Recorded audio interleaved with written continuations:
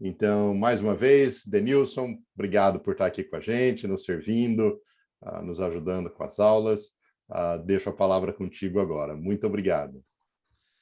Obrigado, Sérgio. Para mim é um prazer, né, estar de novo aqui.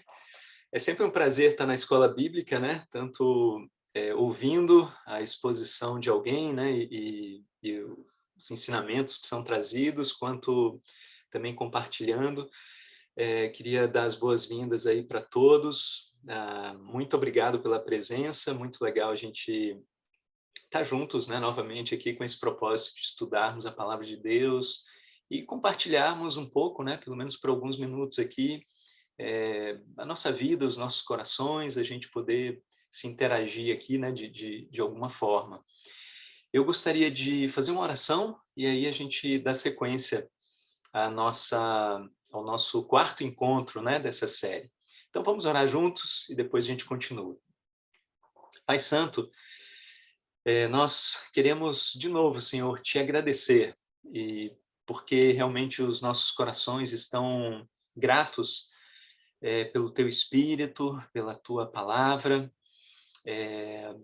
pela igreja, por todas as bênçãos que o Senhor derrama em nossas vidas, Pai. E por isso, alegremente, nós queremos apresentar a Ti, né, a nossa gratidão com reverência e pedir, Pai, que o Senhor nos ajude nessa caminhada de fé, nos ajude a vencermos os tempos difíceis que todos nós atravessamos ao longo da nossa vida, nos ajude a conservarmos firmes a nossa fé, a termos um relacionamento contigo, Deus, que nos permita entregar e confiar no Senhor completamente e mantermos firmes a nossa obediência em Ti, Deus, para que nós cresçamos na esperança, no amor, na comunhão contigo, na comunhão com o nosso próximo, especialmente os nossos irmãos na fé, e assim a gente glorifique o teu nome com as nossas vidas. Nos guia nesse tempo aqui, te pedimos, em nome do Senhor Jesus Cristo que oramos. Amém. Muito bem, vamos falar um pouquinho hoje sobre os nossos corações, né? O Pai e os nossos corações, nosso quarto encontro, né, da série. E eu queria muito encorajar você a ir anotando, né, as coisas que mais te chamam a atenção. A gente vai falar sobre vários tópicos aqui e vai anotando, né, para não esquecer e no final a gente poder conversar sobre dúvidas ou comentários, coisas que o Espírito de Deus tocou, né, e chamou a sua atenção ao longo desses minutos aqui que a gente vai passar juntos. Eu vou compartilhar a tela e aí a gente pode juntos acompanhar aqui alguns slides, né, que eu trouxe para a gente enfatizar tópicos dessa aula.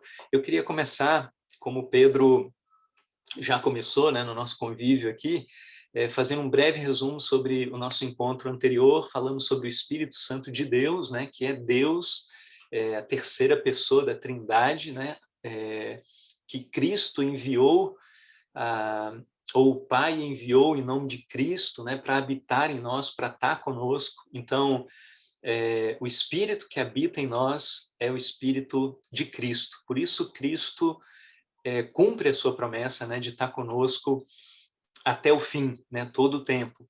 E a gente viu que esse Espírito é o outro Paráclitos, né, que significa conselheiro, consolador, auxiliador, defensor, alguém que é chamado para estar do nosso lado e para estar conosco, né, o Deus conosco.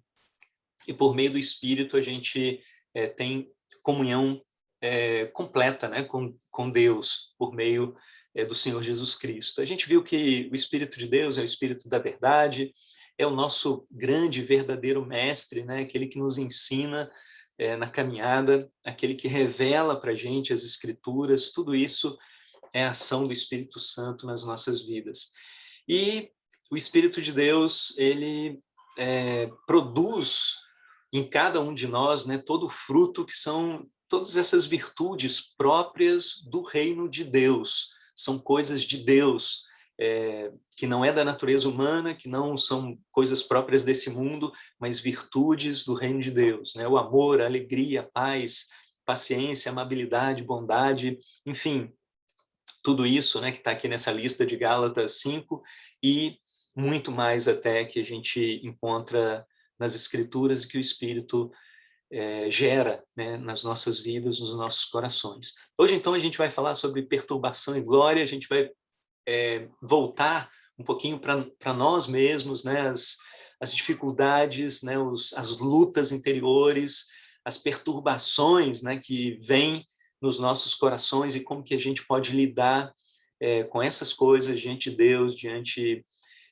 uns dos outros, e tudo isso baseado nesses ensinamentos, né, que Jesus deixou para os discípulos naquelas horas que antecederam a prisão e o julgamento e a crucificação dele, né? Então, naquela quinta-feira à noite, eles estavam numa casa lá em Jerusalém, cearam juntos, celebraram a Páscoa ali juntos, e Jesus se volta para os discípulos tentando um último esforço, né, de revelar para aqueles discípulos o Pai, né, o Deus eterno, o Deus verdadeiro, o nosso Deus.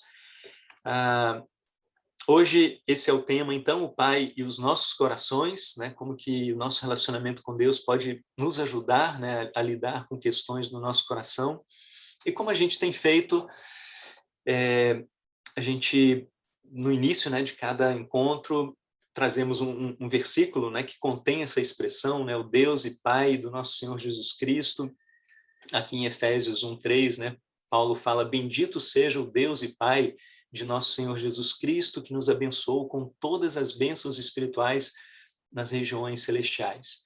E como a gente tem dito, né, nosso propósito na vida, né, deve ser conhecer mais profundamente esse Deus e Pai do Senhor Jesus Cristo, ou seja, imitar o nosso Senhor Jesus Cristo enquanto ser humano perfeito que passou por essa terra, imitar o relacionamento que Jesus tinha com o Pai.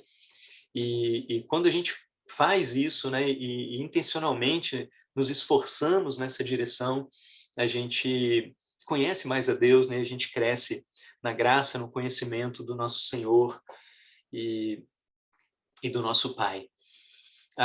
Hoje, eu queria propor que a gente caminhasse por esses tópicos aqui. Primeiro, a gente vai falar sobre a perturbação do coração de Jesus Cristo, né? Jesus, mesmo sendo perfeito, sem pecado, né? O Deus encarnado, ele passou por muitas dificuldades na vida, especialmente nessa última semana em Jerusalém, e nesse último dia, nessas horas, né, que ele passa com os discípulos, ele mesmo, né, abertamente, né, espontaneamente, ele é muito transparente do seu coração e ele fala das suas lutas, das suas perturbações, dos conflitos interiores que ele tinha. Vamos ver, né, num segundo momento, a resposta de Jesus a essa perturbação interna.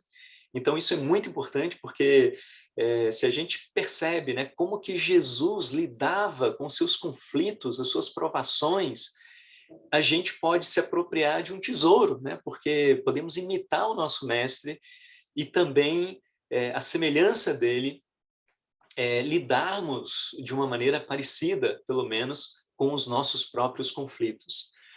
Aí a gente vai falar um pouquinho sobre as nossas perturbações, né, pessoais e as respostas que nós damos a essas perturbações, falarmos sobre o Espírito Santo e a comunidade cristã, que são duas coisas, né, que Jesus nos dá para nos ajudar a vencer as nossas perturbações, né? E a gente vai ver como que tanto o Espírito, né, primariamente, principalmente, e depois a igreja, né, os irmãos que estão do nosso lado, que a gente pode ter relacionamento profundo, como que esses irmãos e o Espírito Santo de Deus que habita em nós pode nos ajudar nessa caminhada. E, por fim, a paz, né, a shalom de Deus, que ele quer nos dar. Deus, ele não quer que a gente viva uma vida de perturbação constante, né? Ele não quer que perturbações sejam a tônica da nossa vida,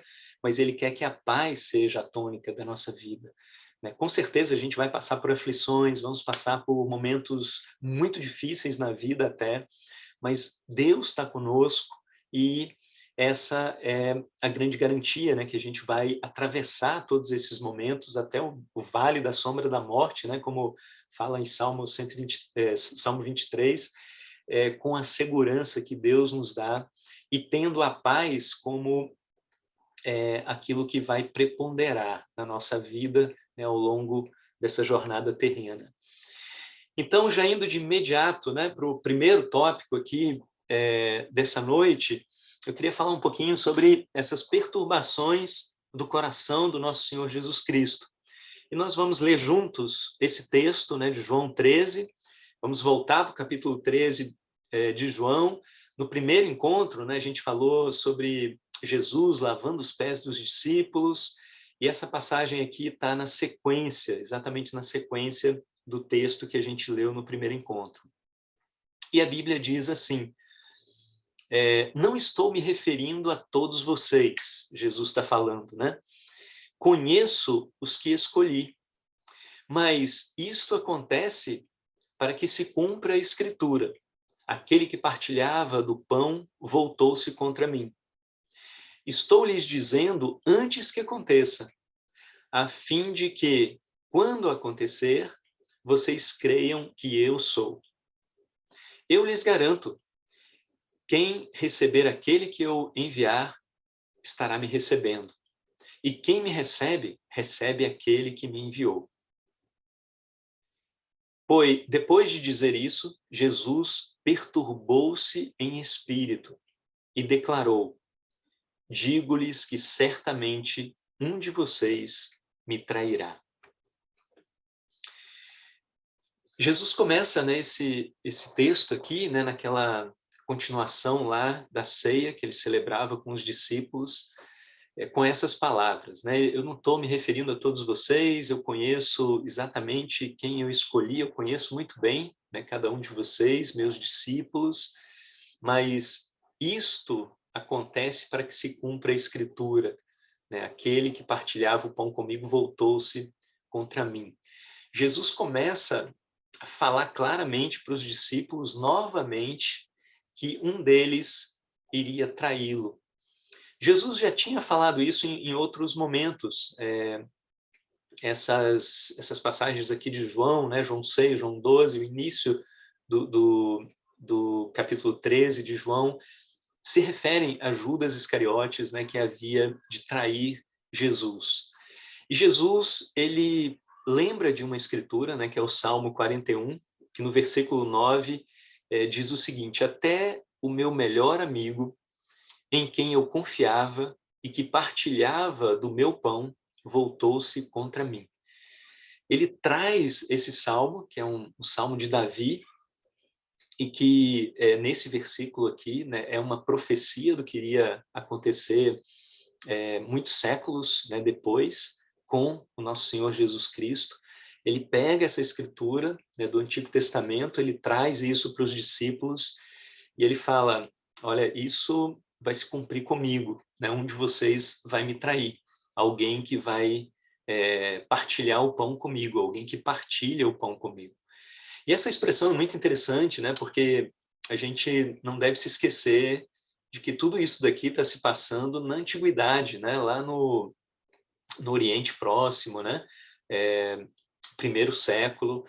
E naquela cultura, naquela sociedade, a hospitalidade, o acolhimento era algo de extrema importância. Era uma questão até de sobrevivência, né? Muitos viajavam pelo deserto e necessariamente precisava de abrigo de outras pessoas, né, para sua própria sobrevivência. Então, a hospitalidade, o compartilhamento da sua tenda, do seu pão, era algo de extrema importância para aquela cultura e para aquela sociedade. E isso agrava ainda mais, né, a situação quando Jesus dá, né, o pão, compartilha o pão ali com Judas Iscariotes, e ele come e imediatamente, né, como a gente vai ver aqui na sequência, ele sai com o intuito de trair Jesus. Então, todas essas coisas começam a gerar algo muito, muito forte, né, no coração de Jesus, porque ele sabia do que estava acontecendo, ele sabia exatamente do significado daquela hora, né, daquele momento que todos eles estavam vivendo. E aqui a gente compartilhou, né, esse quadro de um autor desconhecido, né, mas ele mostra exatamente esse momento aqui, né, Jesus com os discípulos, e Jesus estava numa casa, um cenáculo, né, ali em Jerusalém, e aqui mostra uma silhueta, né, uma figura assim, meio que saindo, é o 12º, o 12º discípulo, que é Judas, né, e a Bíblia usa nesse versículo aqui, essa imagem que é muito, muito forte, né? Em João 13:30, mais no final lá do capítulo 13, ele diz: assim que comeu o pão, né, que Jesus deu para ele, Judas saiu, e era noite. Então essa expressão, né, era noite, ele deixou uma casa ali iluminada e entrou nas trevas, né, que cobriam aquela densa noite, com o propósito de procurar lá os sacerdotes e executar a traição, né? Algum tempo depois, não muito tempo depois, ele guiaria os soldados até onde ele sabia que Jesus e os discípulos estariam. E tudo isso porque a gente abordou isso, né, mais profundamente, com um pouco mais de detalhe lá no nosso primeiro encontro. Jesus, ele foi o tempo todo, né, influenciado pelo Pai, mas Judas, ele se deixou induzir pelo diabo, e aí se rebelou, né, completamente contra a verdade, contra Cristo, e deixou, né, a ganância, né, o pecado do seu coração dominá-lo completamente. Então, Jesus primeiro tinha em Judas, né, uma pessoa que ele conviveu os 3 últimos anos, né, que ele conhecia profundamente, estava entre os amigos mais chegados, mais próximos, como ele traz ali do Salmo 41. Então, só isso já é algo muito forte, né, que causaria uma perturbação no coração de Jesus. Mas, para além disso, ele sabia muito bem o significado daquele momento, né? E aquela saída de Judas era emblemática, porque era a gente gosta muito de usar essa palavra às vezes, né? Era um gatilho, né? A saída de Judas foi um gatilho no coração de Jesus Cristo que gerou muita perturbação, porque Jesus sabia, né, que Judas iria ao encontro dos seus traidores, né, e que aquilo significava que a prisão e a morte estavam muito, muito perto. Então, quando Jesus olhava para aquele momento, né, a realidade que ele via era essa. Primeiro, no seu interior havia uma decisão irrestrita de obedecer o Pai.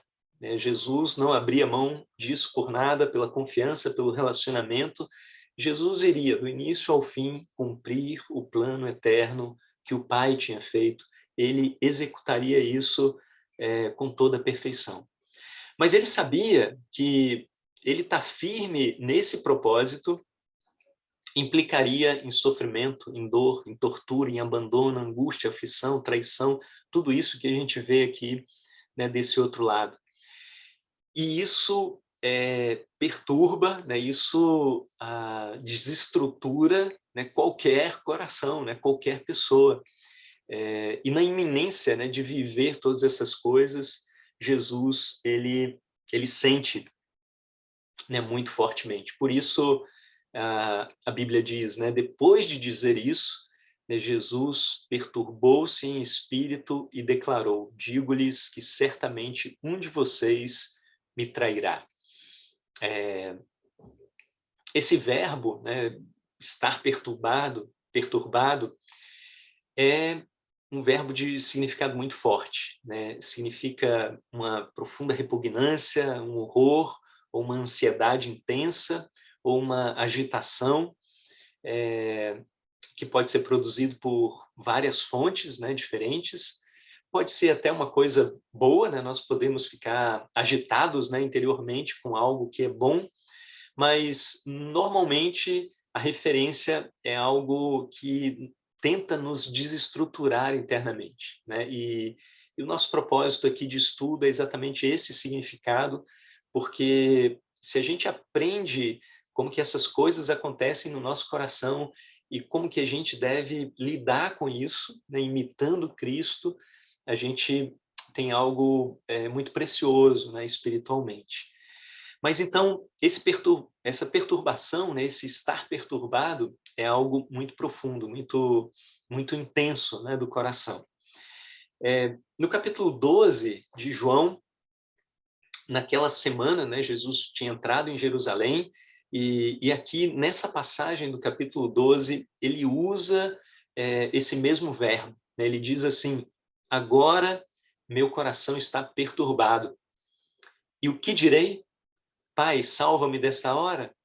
Não, eu vim exatamente para isso, para esta hora. Pai, glorifica o teu nome. Então veio a voz do céu. Eu já o glorifiquei e o glorificarei novamente. Essa passagem é bastante interessante também, porque o contexto aqui, se a gente vai lá no capítulo 12, né, de João, é quando Jesus está ali com os discípulos em Jerusalém, e alguns gregos vêm ao encontro de Jesus, e eles querem muito conhecer Jesus. E aí eles falam com os discípulos, e fala com Filipe, né? E Filipe fala com André, e aí Filipe e André vão ao encontro de Jesus e falam para Jesus exatamente isso, né? Olha, tem uns gregos aí e eles querem te conhecer. Você pode ir lá falar com eles. Mas só que isso é um outro gatilho muito forte, né, no coração de Jesus nessa passagem. Tanto é que a Bíblia nem fala assim do que Jesus respondeu com relação aos gregos ali, naquela situação prática, né? A Bíblia descreve exatamente essas palavras de Jesus, né? Jesus começa a falar de uma perturbação profunda no coração. Porque a presença dos gregos ali, querendo falar com ele, é um outro gatilho para o coração de Jesus. Porque ele, aquela situação, está falando para ele: eu preciso morrer na cruz, porque todos precisam e querem e estão buscando a salvação que está em mim, né? Jesus fala. Até mesmo os gregos, né? E eu preciso ser essa fonte de salvação de acordo com o plano do Pai. Então, tudo isso, né, gera esses sentimentos, assim como nas nossas vidas, né, a gente pode identificar vários gatilhos, né, por diferentes questões e situações na nossa vida. Mas em Jesus, somente nessa semana, né, que ele passou ali em Jerusalém, a última semana de vida dele, a gente detecta essas duas situações assim que a Bíblia traz e que são muito fortes, e que Jesus expressa isso com muita transparência. E aqui a gente pode até observar uma semelhança, né, do que Jesus fala aqui nesses versículos do capítulo 12, Pai, salva-me desta hora, né? É isso que eu direi, é isso que eu vou pedir para o Pai. Não, né? Eu vou me submeter à vontade do Pai, né? Exatamente como ele fez no Getsemane, quando a luta, inclusive, aumentou, né? O nível de estresse, de ansiedade, de aflição, de angústia, de perturbação no coração aumentou ainda mais. E ele fala: Pai, afaste de mim esse cálice, mas seja feita a tua vontade, eu vou obedecer até o fim. E trouxe aqui nesse slide também um comentário desse estudioso, né, o Joan Bengel, e ele fala assim: é possível observar o motivo de tanta perturbação. O horror da morte e o ardor de sua obediência estavam se encontrando, né, e cada vez mais próximos naqueles últimos momentos que ele enfrentou, né? De um lado tinha, como a gente viu, né, naquele slide anterior, né, a decisão de obediência, né, de Jesus, e isso trazia toda aquela coluna ali, né, que aqui nesse texto é sintetizada nessa expressão, né, o horror da morte, né, que trazia um monte de coisas, né, terríveis ao coração. Então, esse foi o nível de perturbação, né, que o nosso Senhor Jesus Cristo enfrentou. E aí, o nosso segundo ponto aqui, né, de estudo, beleza, estou entendendo aqui essas perturbações, né, que Jesus enfrentou, mas qual foi a resposta dele, afinal de contas, né? Como que ele reagiu a isso, né? Ele que foi perfeito, ele que foi santo, ele que era Deus, né, em última análise. Então, a gente já tem uma pista, né, do que ele fala, né, para onde ele aponta naqueles 2 versículos lá do capítulo 12, mas na sequência aqui do texto que a gente leu, né, Jesus fala assim: eu estou lhes dizendo isso antes que aconteça, a fim de que quando acontecer, vocês creiam que eu sou. Então, primeiro é importante, eu acredito, né, a gente ressaltar o que Jesus não fez, né? Jesus não se vitimizou. Ele poderia ter jogado a culpa, né, daquela situação difícil que ele estava enfrentando em cima de alguém. Ele poderia ter, né, condenado Judas, né, de antemão. Ele poderia se justificar, né, ou se vitimizar, dizendo que ele era o único ser humano perfeito que já caminhou por essa terra. Ele poderia ter inúmeras atitudes tipicamente minhas, tipicamente atitudes humanas, mas ele não se vitimiza e, ao contrário, nesses momentos mais difíceis, como a gente fala praticamente em cada encontro, Jesus, ele decide servir os discípulos. E é isso que ele expressa aqui, né? Olha, eu estou tentando mostrar para vocês o que vai acontecer. Eu estou dizendo isso para vocês antes que aconteça, porque eu quero que vocês estejam preparados. Nada disso é uma surpresa. Isso já foi profetizado há centenas e centenas de anos atrás. Isso faz parte do plano que está no coração do Pai. Vocês precisam perceber, discernir essas coisas e se fortalecerem na fé de vocês. Jesus dá todo o coração, né, para fortalecer os discípulos nessa situação. E depois ele se firma naquilo que ele é. Né? Ele lembra, tudo isso é para que vocês creiam que eu sou. Esse eu sou é uma expressão comum, né, no tempo de Jesus, né, corriqueira até. É a expressão que Jesus usa quando ele diz: eu sou a ressurreição e a vida, eu sou a videira verdadeira, né, como nós estudamos no capítulo 15. Mas aqui ele fala novamente para que vocês creiam que eu sou. Eu sou exatamente o que eu sou. E aí tem uma referência, né, e tem uma lembrança direta do nome de Deus, né, o nome inefável de Deus, né, o nome pelo qual Deus se revela no Antigo Testamento, né, Êxodo 3, Deus fala: eu sou o que sou, eu sou quem eu sou, né? Ele não é um Deus que nem o Deus, os deuses existentes no Egito ou em qualquer outro lugar. Não é um Deus inventado pelo ser humano. Ele é o Deus criador, né, antes de todas as coisas. Então, o ponto aqui, né, e novamente a gente volta a isso, né, que tem muito a ver com aquele nosso primeiro encontro, a afirmação do Pai para com Jesus e a certeza de quem ele era. Né? O Filho de Deus, o Deus encarnado, o Redentor, o Salvador. Jesus sabia quem ele era. E aí, pela força do Pai, naquele momento, ele foi em frente para cumprir, né, exatamente a sua missão.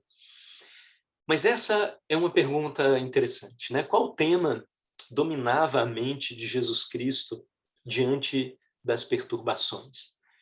Porque se a gente tem essa resposta, né, a partir das escrituras aqui do texto bíblico, como nós falamos, né, nós podemos nos lembrar disso a cada tempo difícil que nós tivermos na nossa vida, e nós podemos imitar Cristo.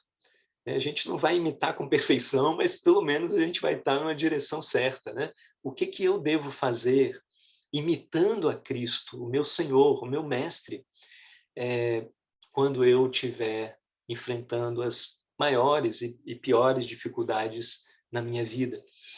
E aí, queria ler esse texto aqui na sequência, né?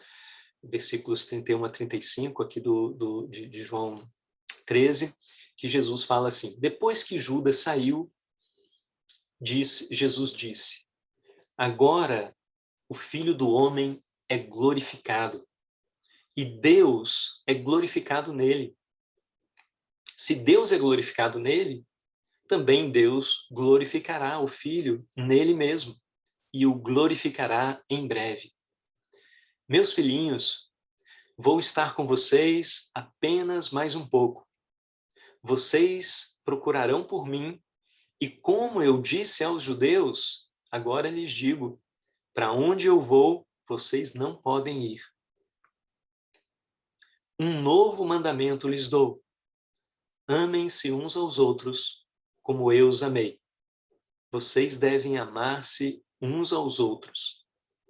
Com isso, todos saberão que vocês são meus discípulos, se vocês se amarem uns aos outros.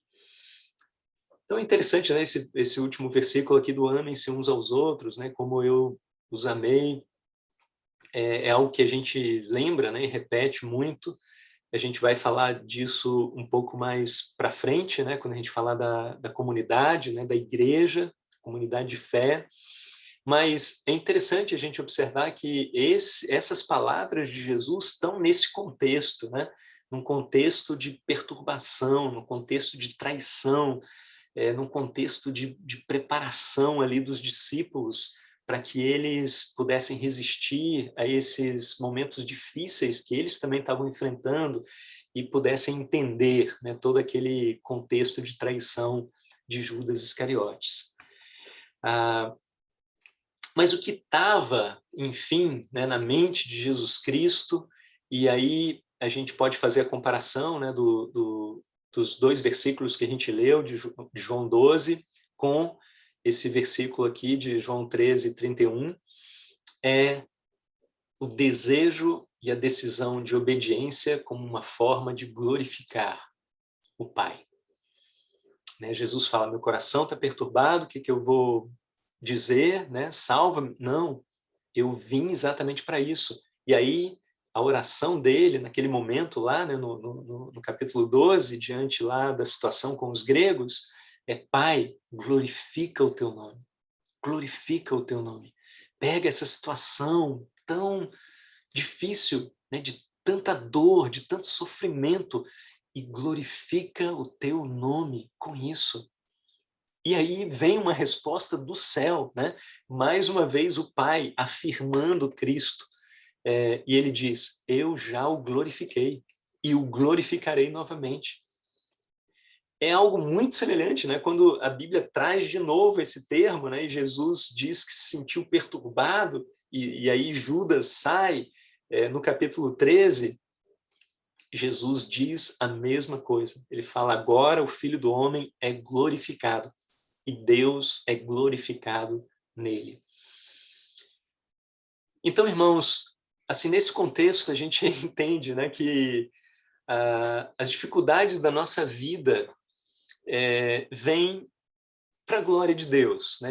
A gente pode acolher esse entendimento e aprofundar isso no nosso coração e descobrir como que a gente glorifica a Deus em cada um desses momentos desafiantes, né? Delicados e difíceis da nossa vida. E aí a gente precisa entender o que é esse negócio de glorificar, né? Afinal de contas, o que significa isso? E aí, primeira coisa, né, a visão que Jesus tem, né? A gente falou que a realidade, né, de Jesus naquele momento era esses dois primeiros tópicos aqui, né? A decisão de obedecer ao Pai de uma forma completa, né, até o fim, e a realidade que isso ia trazer todo isso daqui, né? Sofrimento, angústia, aflição, toda essa dor, esse horror da morte, como a gente leu naquele comentário, né? Só que a visão de Jesus ia mais além, né? A visão de Jesus passava pela decisão de obedecer, passava pelo sofrimento terrível, né? De tortura e todo sofrimento emocional, espiritual que ele abraçaria na cruz. Mas Jesus, ele tem o foco da glorificação, né? Agora o Filho do Homem é glorificado e Deus é glorificado nele. E o que significa, né, glorificar a Deus, né? A glorificação do nosso Deus. A glória de Deus é o brilho da sua divindade, né? É o conjunto de seus atributos, ou seja, o amor, a graça, a bondade, a sabedoria, a justiça, a verdade, a compaixão, tudo que caracteriza Deus é glorioso, né? E o brilho dessas coisas, conjuntamente, é a glória de Deus. A glória de Deus revela toda a grandeza, todo o esplendor do nosso Deus.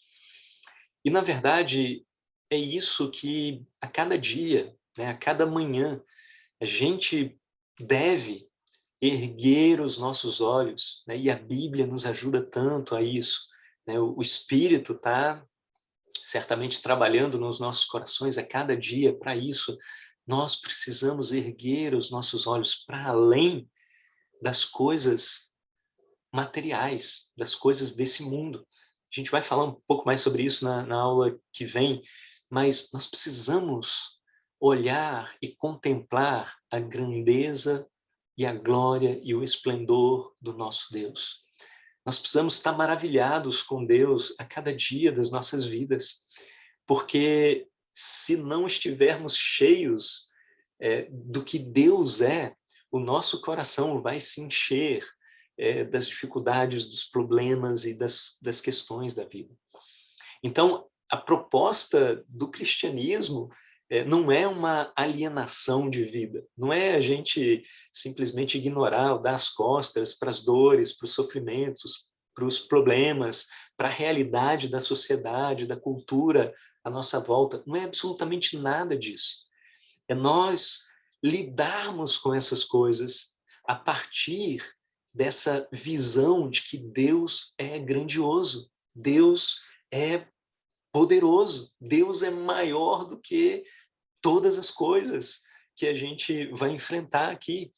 Se antes de qualquer coisa a gente eleva os nossos olhos e contempla essa glória de Deus, a gente vai ter uma outra perspectiva, uma outra visão e uma outra reação, né, diante do bombardeio que eu e você sofremos a cada dia das nossas vidas. Então, nós precisamos entender, e mais do que entender, conhecer a glória do nosso Deus, que é o brilho da sua divindade, que é todos esses atributos, né, que ele tem. Nosso Deus é maravilhoso. É incrível, e nos relacionarmos e conhecermos esse Deus é um privilégio que a gente jamais conseguiria conquistar, ou jamais conseguiríamos comprar de alguma maneira. É nos dado gratuitamente por meio disso tudo que Jesus está passando aqui, que a gente está acolhendo, né, nos nossos corações. Mas, entendendo essa glória de Deus, nós sabemos, então, que glorificar a Deus significa louvar a Deus, significa honrar a Deus, significa cobrir de esplendor a Deus, né, no caso de Deus. E nós devemos fazer isso com as nossas palavras, com os nossos pensamentos, com as nossas atitudes, com a nossa vida. Nossa vida deve ser um louvor constante a Deus, uma honra a Deus, né? Nós devemos revelar por meio das nossas vidas o esplendor do nosso Deus, né? Refletir por meio da nossa ação, dos nossos gestos, das nossas atitudes, algo que vem diretamente do reino, do coração do nosso Deus. E aí a gente entende, né, como que Jesus conseguiu fazer isso, né? E esse esqueminha aqui, ele ele traz esses conceitos, né? Porque é isso que eu acredito que, se a gente tiver gravado nos nossos corações, pode nos ajudar muito, né, ao longo da nossa vida. No mundo de perturbações que todos nós estamos sujeitos, né? A gente vai ver isso. Nós devemos, independente da situação, glorificar a Deus com as situações da vida. E o que significa isso na prática? Significa, em cada coisa que nós vivermos, nós vamos ter a confiança, a entrega. Isso é fé, né? O crer da Bíblia, né? Principalmente lá do hebraico, né? Do Antigo Testamento, mas também do grego, ele não é um crer etéreo, né? que não aterriza, né? Não é concreto. Não, o crer da Bíblia é um crer que implica em fidelidade, que implica em compromisso, que implica numa entrega e numa confiança completa, no caso, a Deus. E é isso que nos leva à obediência, porque nós obedecemos a alguém que nós conhecemos, porque nós cremos. Então, essas coisas, né, estão intrinsecamente ligadas com essas ações de glorificar a Deus na vida. E é exatamente isso que Jesus fez, agindo, né, com fé no Pai, com confiança, entrega no Pai, no plano de Deus, e cumprindo fielmente tudo que ele ouvia, né, do Pai. E aí a gente pode entender, né, porque fazendo isso, Jesus glorifica a Deus, porque ele manifesta na sua própria vida e nas suas ações a glória de Deus. Então, a cruz foi o momento chave da história e o principal momento da história da criação, da história da humanidade, que glorificou tanto o Pai quanto o Filho. Porque na cruz nós entendemos a grandiosidade de Deus, a sabedoria de Deus, a bondade de Deus, a compaixão de Deus, a misericórdia de Deus, a justiça de Deus. Por meio da cruz nós entendemos todas essas coisas, todos esses atributos, num nível absurdamente maior do que entendíamos antes. E é exatamente isso que glorifica o Pai, porque revela quem o Pai é. E, ao mesmo tempo, glorifica Jesus, porque eu posso dar o testemunho da minha vida e, nesse aspecto, eu sei que vai ser exatamente igual o testemunho da sua vida, que é quando eu e você entendemos a cruz, né, e não completamente, né, que nunca vamos entender 100% ao longo da nossa jornada aqui, mas quando entendemos um pouco mais profundamente pela Bíblia, pelo trabalho do Espírito em nossas vidas, a cruz, a minha admiração por Cristo cresceu enormemente, e eu sei que a sua também, e nós caímos de joelhos e nos entregamos ao nosso Senhor. Isso é o ato de glorificar o Pai pelo Filho, e como o Filho glorificou e glorifica, e como o Pai glorificou e glorifica até hoje o Filho. Então, quando nós obedecemos, quando nós nos entregamos, quando nós agimos como filhos, filhas de Deus, imitando Cristo, a gente glorifica a Deus, porque a gente revela, por meio das nossas vidas, algo que é próprio do coração e do reino do nosso Deus. A gente viu as perturbações, né, do coração de Cristo, como ele respondeu a isso, e como que é tudo isso para a gente, né, para as nossas vidas. Quando a gente abre a Bíblia, a gente vê vários exemplos, né, de pessoas que tiveram o coração perturbado por algum motivo. Aqui, por exemplo, Abraão, né, se sentiu perturbado ali quando Sara pressiona para que ele mande Agar e Ismael embora, né, e ele sabia que isso poderia culminar na morte deles no deserto, ele fica perturbado. O sonho que o faraó teve lá no tempo de José, com as vacas e tudo mais, deixa ele perturbado, né? Saul viveu boa parte da vida dele perturbado mesmo, né, de coração. Quando o anjo aparece para Zacarias, ele fica perturbado, né? Imagina, você vê um anjo diante de você anunciando o nascimento de João Batista, né? Quando Maria também se depara com um anjo e ouve as palavras dele anunciando o nascimento do Salvador, ela também fica perturbada. O rei Herodes ficou perturbado quando aqueles 3 homens, né, vindos do Oriente, falam sobre o nascimento, né, de um Messias.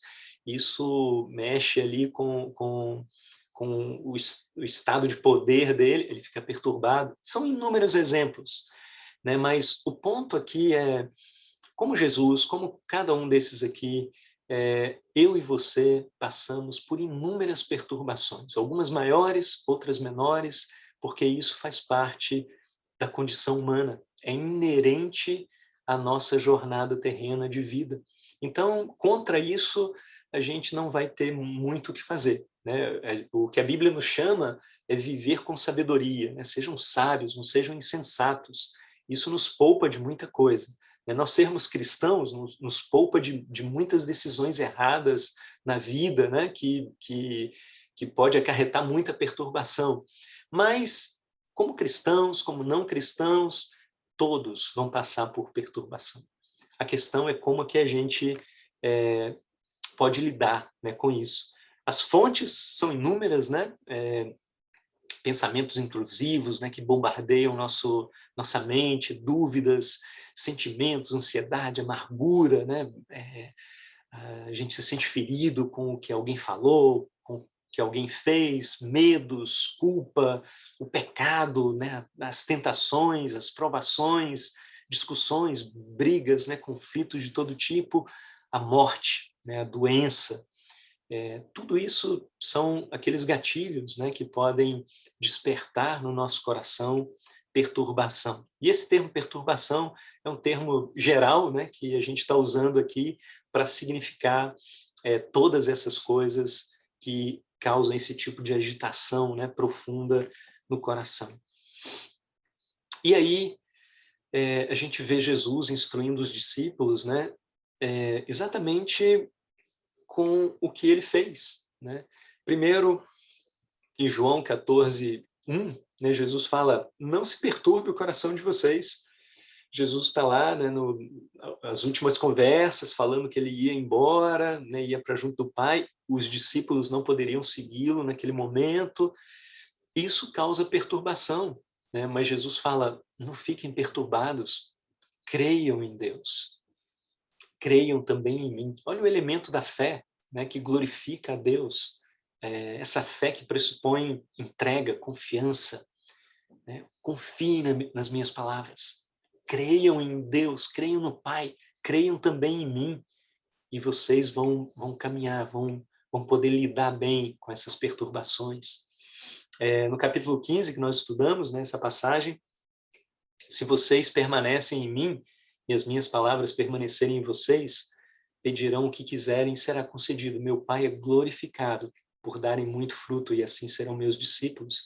A obediência, né, a permanência da palavra, dos ensinamentos de Cristo no nosso coração, gera glória a Deus, glorifica a Deus. E tudo isso nos ajuda a lidar, né, com os ataques que todos nós sofremos no nosso dia a dia.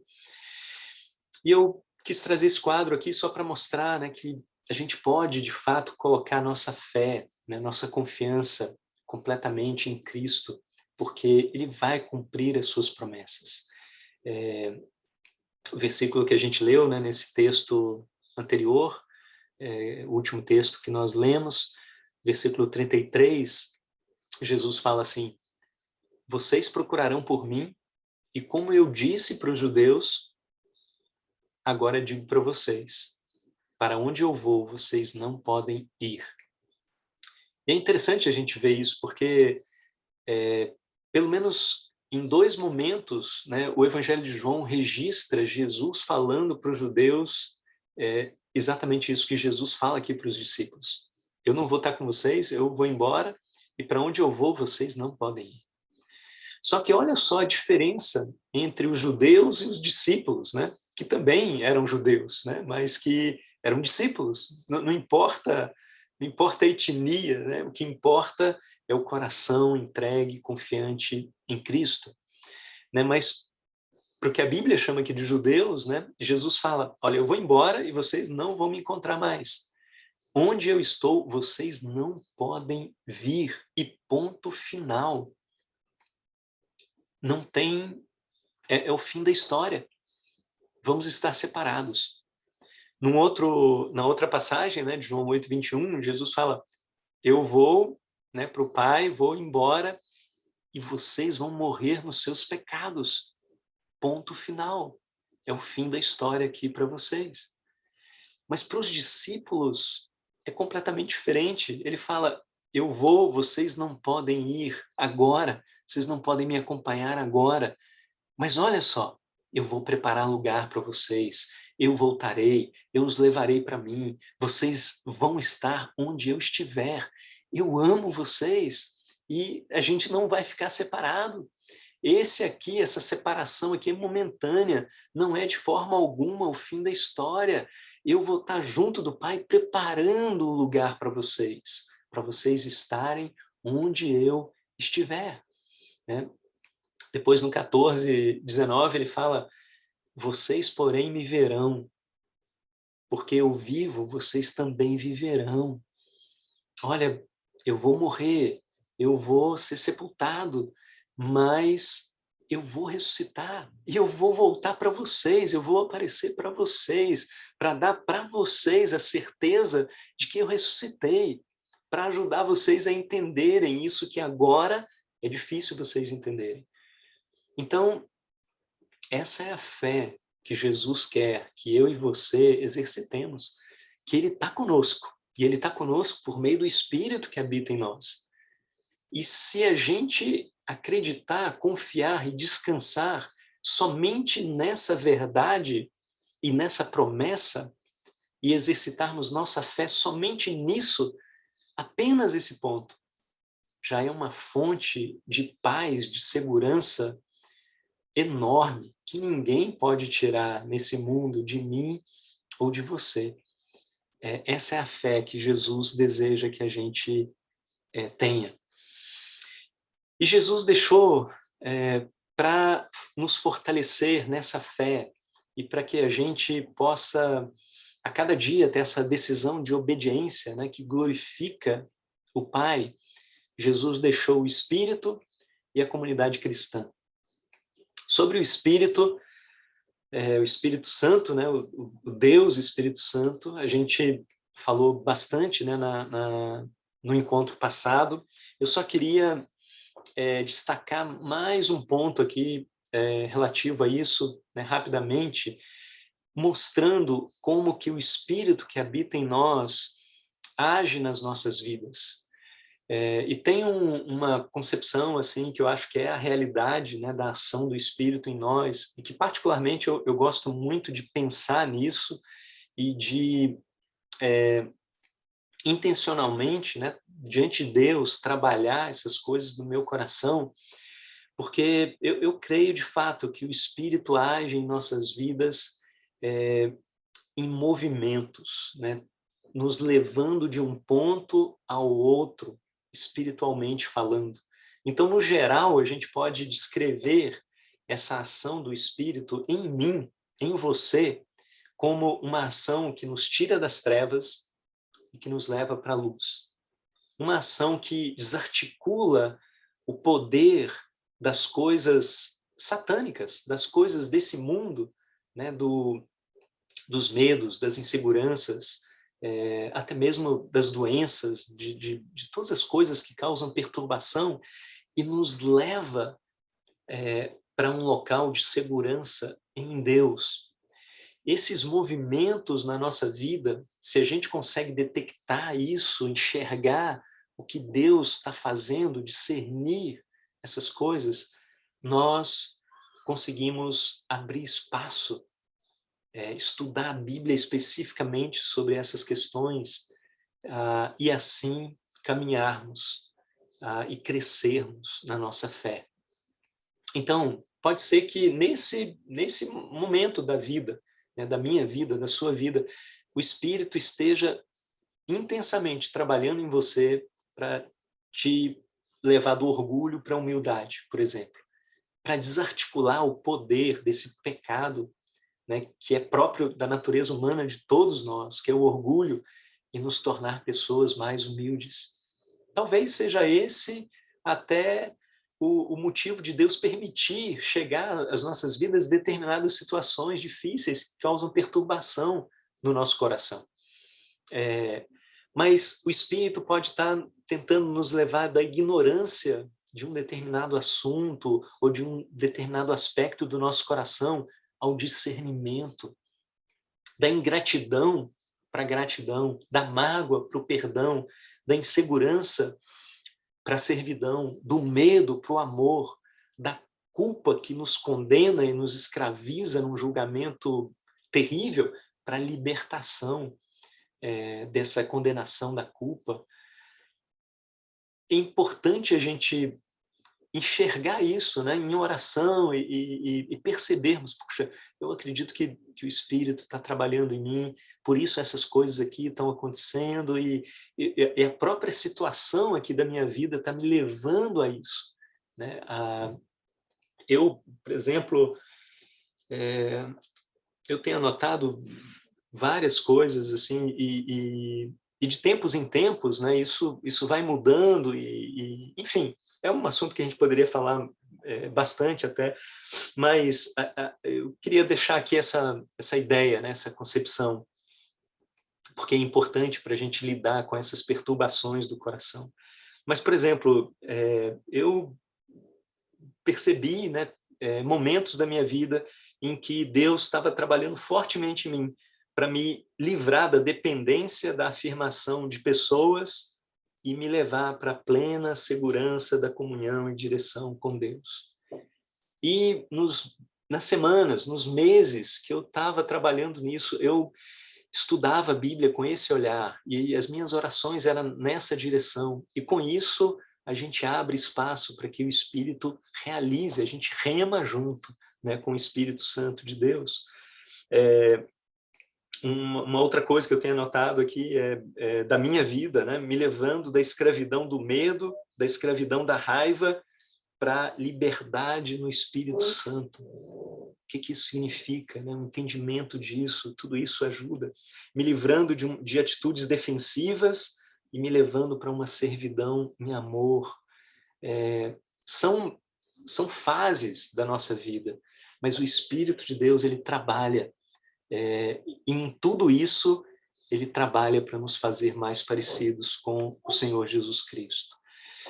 Um autor que trabalha bastante, né, com esse tema é o Henry Nouwen, e eu queria trazer aqui essa citação dele, né, que ele diz assim: o Espírito Santo trabalha em nós com os movimentos que vão de coisas que nos escravizam e destroem àquelas que nos libertam e dão vida. O Espírito da verdade nos liberta de nossa ignorância e ilusões, as quais são fontes de nossa escravidão. A ignorância faz com que aceitemos o que não pode ser aceito e nos dá esperanças de mudanças onde elas não podem ocorrer.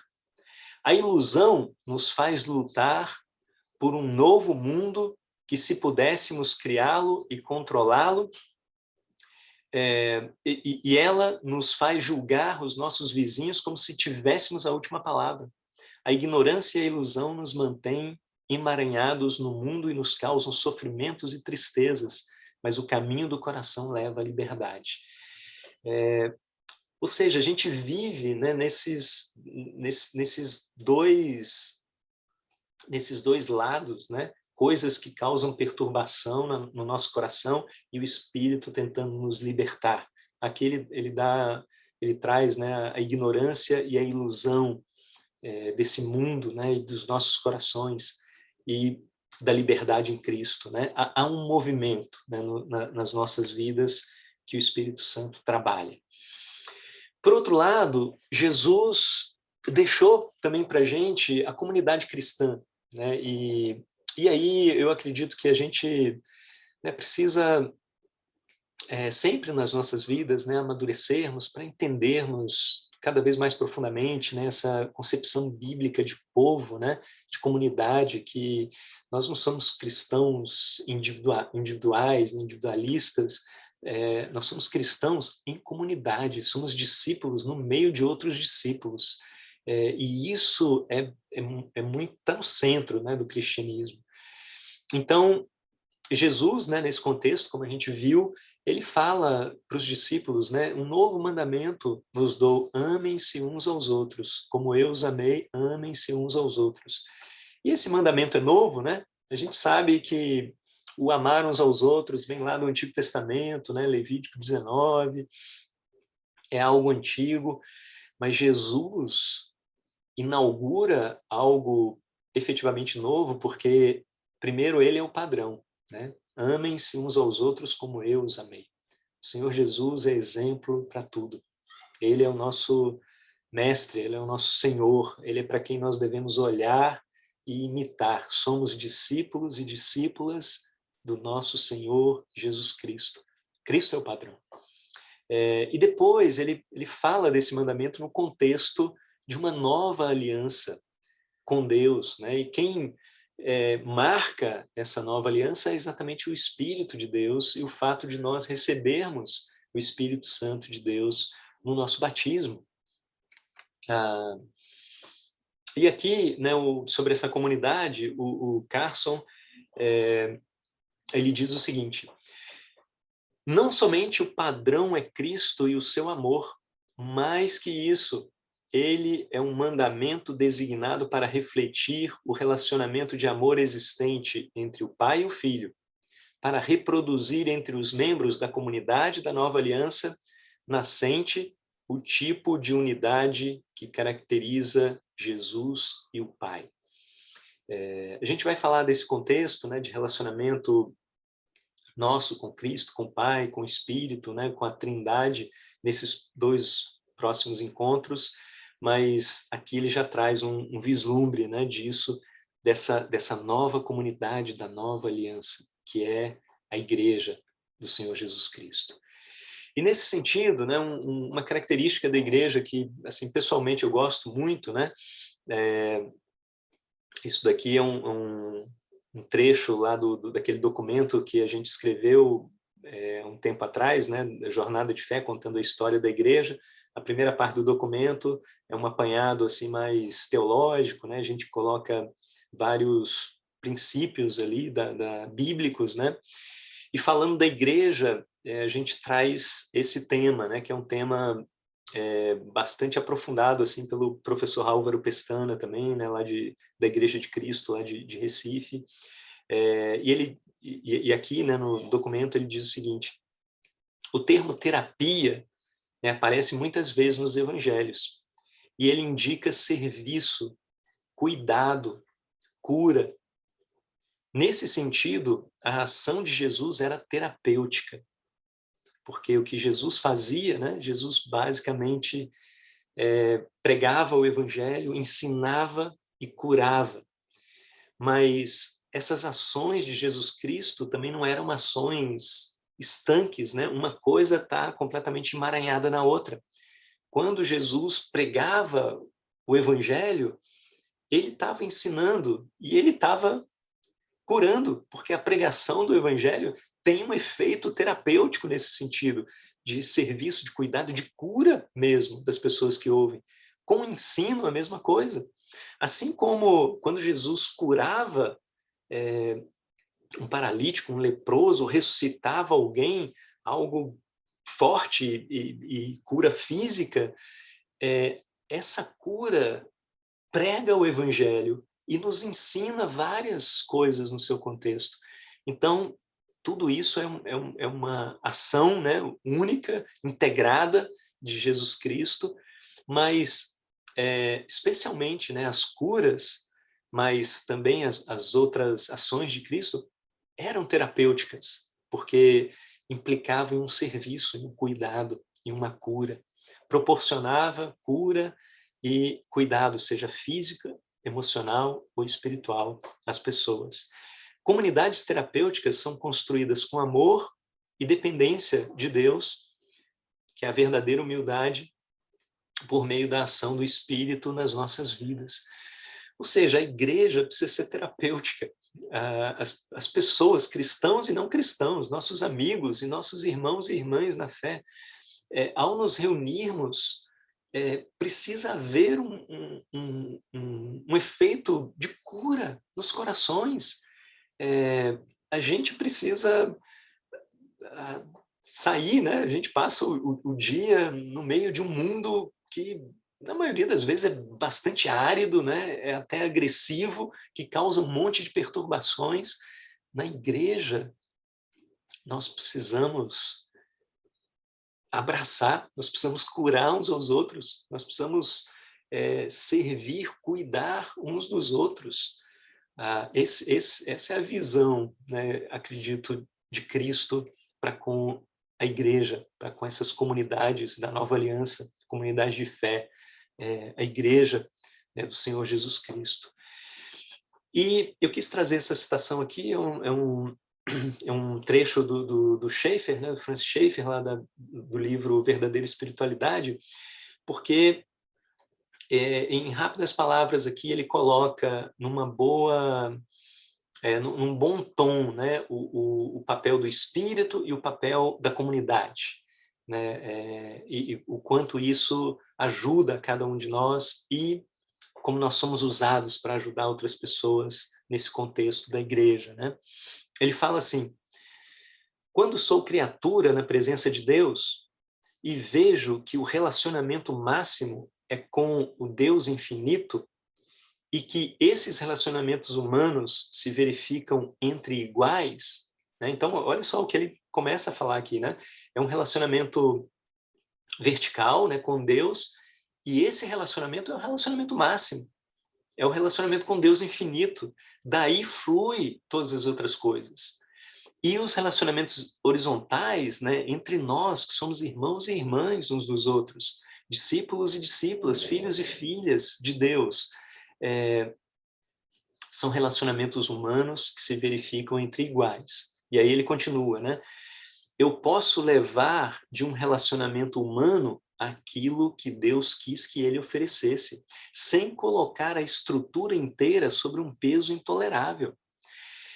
Quando eu não tenho relacionamento com o Pai, que eu deveria ter, às vezes até sem querer ou sem perceber, eu transfiro essa necessidade minha como ser humano para o meu irmão, para minha irmã, e isso é injusto.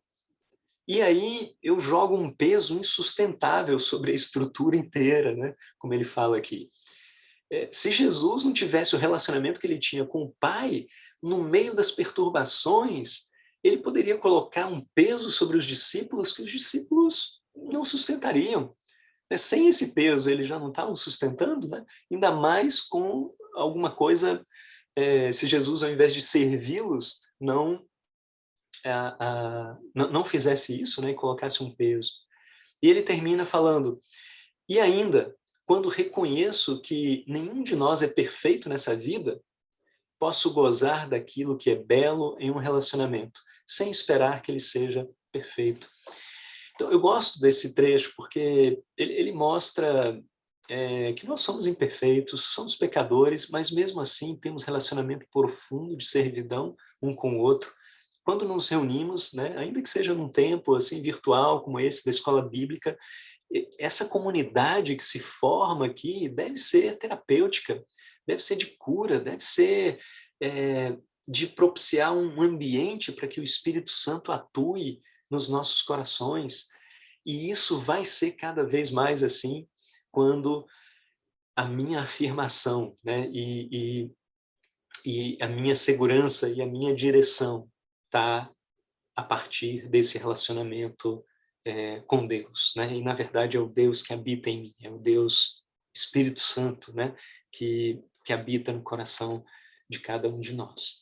E por fim, encerrando, né? A paz Deus, ele não quer que a gente viva perturbado, né, do início ao fim da nossa vida, mas ele quer que a gente tenha uma vida de paz, a começar daqui e a projetar-se para a eternidade com ele. É isso que ele fala para os discípulos, né? Deixo-lhes a minha paz lhes dou. Não a dou como o mundo a dá. Não se perturbem o coração de vocês, não tenham medo, eu deixo a paz para vocês. No 16:33, né? Eu lhes disse essas coisas para que em mim vocês tenham paz. Nesse mundo vocês vão ter aflições. Contudo, tenham bom ânimo, eu venci o mundo. Esse versículo é bastante interessante, porque se a gente depende desse mundo para ter paz, a gente está, né, tá numa fria, né? A gente não vai conseguir. A paz está em Deus, né? Essa é a fonte de paz verdadeira, pelo menos dessa paz que a gente está falando aqui, da Shalom de Deus. Em mim vocês terão paz. Então, aqui em Brasília a gente está estudando sobre Abacuque, né? Esse vai ser a última pregação dessa série, e Abacuque 3 fala exatamente sobre isso, né? Ainda que a videira não dê fruto, né? Ainda que o mundo está caindo, mas eu estou alegre, eu estou exultando, né? Como é que é isso, né? Como é que pode isso? É Deus, né? E é o Deus que nos leva para além desse mundo, né? Um Deus transcendente, é um Deus que nos dá a perspectiva de vida eterna, que eleva a nossa esperança para muito, muito além de qualquer coisa que é material ou própria desse mundo, né? A gente está falando do reino de Deus. Mas essa é a promessa e essa é a entrega, né, que Jesus faz para os discípulos. E terminando aqui falando, né, sobre esse conceito da Shalom, né, rapidamente, para a gente conversar mais um pouco, o Espírito, primeiro, é fruto do Espírito, né, nas nossas vidas, hoje, como cristãos. O que significa essa paz? Tem um monte de significado. É harmonia, né, tanto de relacionamentos, quanto harmonia no nosso íntimo, né, no nosso coração, nosso relacionamento com Deus, nosso relacionamento com a criação. É um bem-estar, né? É uma integridade, a vida, né, conectada, íntegra, né, tudo fazendo sentido, nada fragmentado. É uma serenidade, é prosperidade, né? Prosperidade no sentido bíblico tem muito a ver com bondade, né? Quando Deus fala que toda a criação é boa, né? Isso é bom, e o conjunto de tudo é muito bom. A raiz dessa palavra é a mesma raiz de prosperidade, né? No Antigo Testamento. Ou seja, nós somos prósperos quando nós alcançamos o bem de Deus que Ele quer nos dar. Nós somos prósperos quando alcançamos a bondade de Deus, né, que Ele nos alcança com ela. Enfim, esse é o significado de paz, né? A Shalom significa todas essas coisas em conjunto. Ela pode ser um elemento unificador, né? A criação era uma criação de Shalom, né? Era uma criação de paz. Quando a gente vê Gênesis 1 e 2, a criação de Deus era dominada por Shalom. Mas a queda, o pecado, a rebeldia do ser humano contra Deus feriu esse Shalom, né? Tem uma definição de pecado que é muito interessante, um filósofo cristão contemporâneo, né, chamado Alvin Plantinga, que ele fala que o pecado é a vulgarização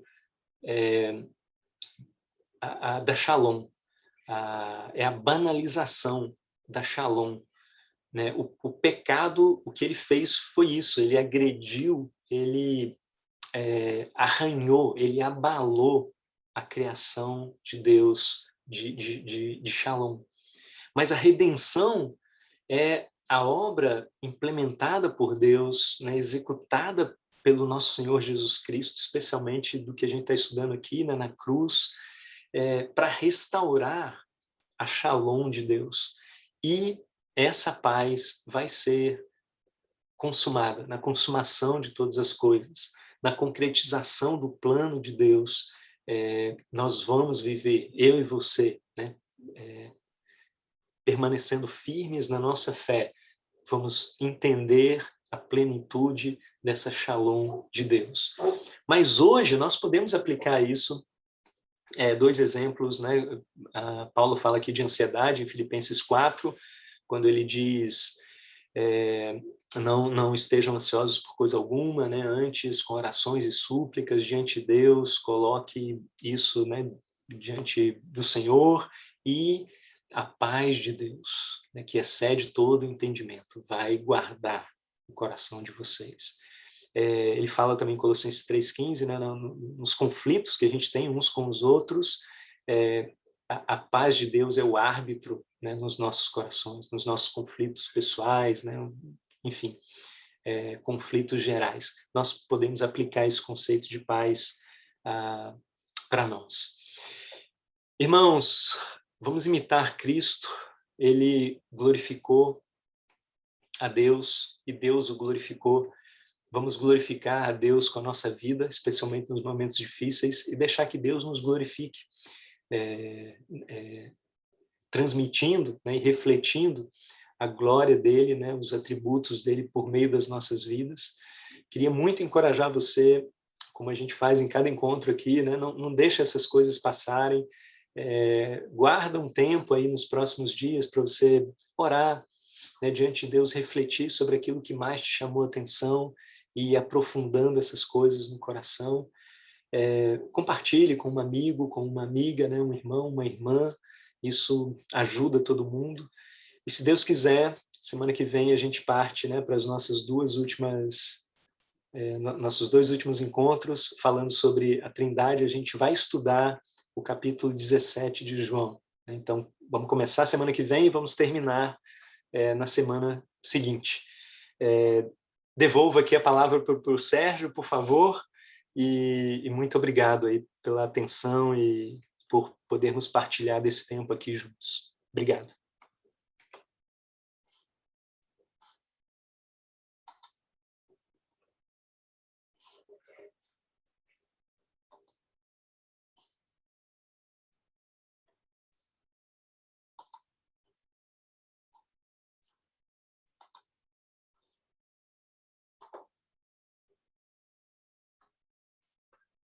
Pessoal, se alguém tiver alguma pergunta ou comentário, fiquem à vontade.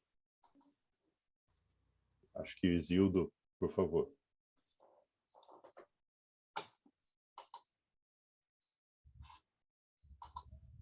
Muito obrigado pela aula, Denilson. Eu gostaria que você falasse um pouco mais, ou deixasse ainda mais claro, uma frase que eu achei muito coerente do que você falou, quando você colocou numa elipse lá a palavra glorificar. Você colocou 2 círculos, crer e do lado obedecer. E você falou uma frase que me chamou muita atenção. A verdadeira crença, né, que é a fé, ela nos leva à obediência. Isso me ajuda bastante, porque a minha tendência é acreditar que, através da obediência pura, né, como ato de praticar e cumprir aquilo que eu sei que Deus gosta, me justifica ou glorifica a Deus, mas eu acho que o que glorifica a Deus, sim, são os frutos e a obediência, mas como consequência de um relacionamento que é a fé, né? E não a obediência pura. Você poderia falar um pouquinho mais sobre o que você pensa sobre isso? Obrigado, Isildo. É um ponto realmente muito interessante assim, da gente pensar, né, eu acredito. E partindo da própria vida de Cristo, né? O que a gente observa, eu acredito, é isso. Ele tinha, do início ao fim, né, uma comunhão muito, muito próxima, né, com o Pai, uma comunhão perfeita. E esse aspecto de Jesus é muito interessante, eu acho muito, muito significativo para a gente, né, porque a Bíblia fala que essa comunhão perfeita, ela foi amadurecida, né? Então, Jesus, ele era Deus, ele é Deus, né? Não tem nenhuma dúvida sobre isso, mas também ele encarnou, né? Ele foi ser humano. E como ser humano, né, como Hebreus fala, a gente conhece bem essa escritura, né, por meio dos sofrimentos, né, e tudo que ele passou, da dor, né, as orações profundas, ele foi aperfeiçoado, ele amadureceu como ser humano e no relacionamento dele com o Pai. Mas é a partir disso, né, que veio toda a obra que ele fez, né, do início ao fim. Então, Jesus foi o homem de mais fé, né, nesse sentido, porque e eu gosto de pensar como estava lá, né, naquele esquema, né, e só entre parênteses aí, né, tá lá no site, né, já está disponível lá, qualquer um pode entrar lá e pegar, né, os slides para ajudar aí nas reflexões e tudo mais, mas Jesus, ele tinha muita confiança e uma entrega perfeita, né? Eu gosto de pensar em fé nesse sentido, né? Primeiro, né, o crer, ele não está desconectado, né? Não é algo etéreo, que é muito próprio da nossa cultura, né? Ah, não, eu acredito, né? Boto fé e tudo mais. O crer bíblico, ele está conectado com uma prática, com uma vida, né? E ele está intrinsecamente ligado aí à entrega, né? À confiança. Então, a confiança e a entrega de Jesus ao Pai era plena, né? E a gente vê isso na cruz, né? Em tua mão entrego meu espírito, né? Eu entrego tudo. Quase que um salto ali, né? Nos braços do Pai, com completa confiança, né? Com completa entrega, mas ele sabia, né? Que o Pai não iria deixá-lo jamais, né? Então, esse vínculo, né, de confiança e de entrega, né, que há na Trindade, né, que há no relacionamento do Pai, do Filho e do Espírito Santo, é a base para todas as ações, né, fora da Trindade. E aí, quando a gente decide nos apropriarmos disso, né, a gente caminha na mesma lógica, né? Se a gente vai ao longo da vida, né, isso é um crescimento, com toda a nossa imperfeição, entendendo e conhecendo o Pai. Tem um versículo lá de João 17, né, a gente vai estudar mais isso, no versículo 3, né, a vida eterna é essa, é a gente conhecer o Pai, né, e a Cristo. A gente vai conhecendo, e cada vez que a gente vai conhecendo, a gente vai se entregando, né? Porque a gente conhece, a gente confia no amor do Pai. Né? A gente deixa aqueles primeiros passos da fé, né? Daquela fé do tipo, Deus não me abençoou aqui porque Ele não fez aquilo que eu queria que Ele fizesse, então Ele não me ama. Essas coisas vão sendo deixadas para trás, né? E a gente vai se entregando, né? E a obediência vem disso, né? Vem dessa entrega e dessa confiança. Não, eu vou obedecer porque eu entendo, é a palavra de Deus, e eu vou fazer, né? E Deus vai agir, né? Como ele deseja agir.